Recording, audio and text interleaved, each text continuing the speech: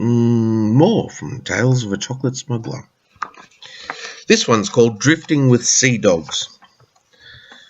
In the beginning, there was a juggler. She was alone in the crowds which surrounded her. She found herself to be lost one day and began to search. She had been alone for so long. Even with her various companions, she grew tired in her aloneness. She sometimes saw a raggedy beggar man, and in him she saw something vaguely familiar. He scared her and thrilled her and then disappeared. Her eyes searched for him. She was able to conjure up many things, except that which she wanted. On a long ago seashore not so far away, a juggler once walked. She was neither young nor old. She walked amongst the rocks and tide pools, proud and tall, slender and elegant. She tossed her balls in the air as she walked, the swirling colours appearing to make patterns and images before her eyes. She made her dreams in fantastic colour. All at once she came to a small bay. In the middle of the sandy beach lay a brightly coloured skiff with the name Sirocco. Entranced, she sat in the boat and began to juggle. She created fantastic scenes of whales and dolphins, mystical sea creatures and strange cities in her vortex of colour. She fell into the dreams and was lost to the world of reality. While she travelled these strange and fantastic paths, the tide came in and floated Sirocco far out to sea. With the aid of tide and current and errant breezes, Sirocco was soon lost to land. When the juggler finally awoke from her dream state, she was lost and alone. A purple moon gazed down on her, and luminous clouds drifted lazily across the skies. Flying fish skimmed the waters nearby the boat, and massive whales gently breached and cruised by her. She was happy if a little perturbed, so she fell asleep.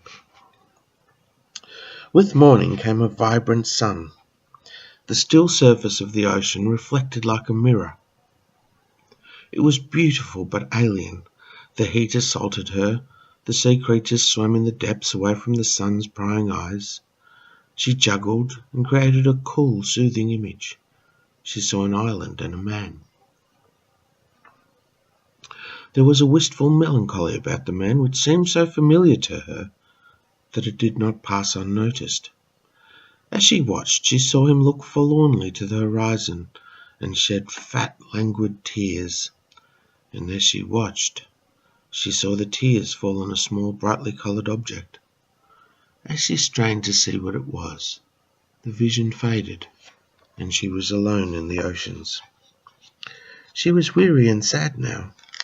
The feeling of being alone seemed to crowd her, as the multitudes that came to see her skills did not.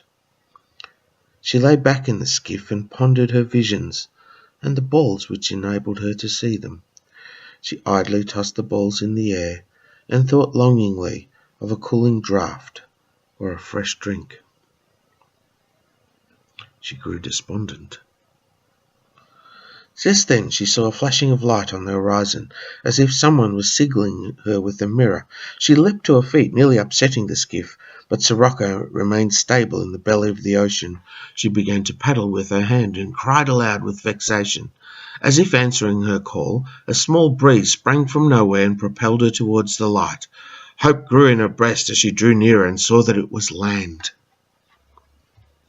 A small island grew in front of her with swaying palm trees and lush undergrowth.